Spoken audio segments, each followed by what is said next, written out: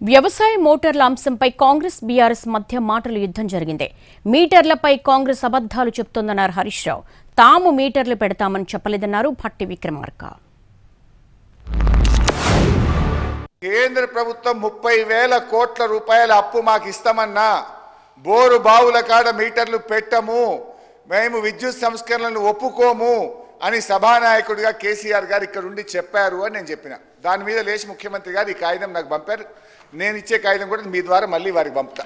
వ్యవసాయ బోరు బావులకు కాకుండా ఇది మీటర్లు, పాత మీటర్లు ఉన్న చోట కొత్త మీటర్ పెట్టడం, రిప్లేస్ తప్ప స్మార్ట్ మీటర్ తప్ప అసలు కొత్తగా మీటర్లు పెట్టే ముచ్చటనే ఇలా లేదు. వ్యవసాయ పంప్ సెట్లకి ఏమైనా మీటర్లు పెడుతున్నాను?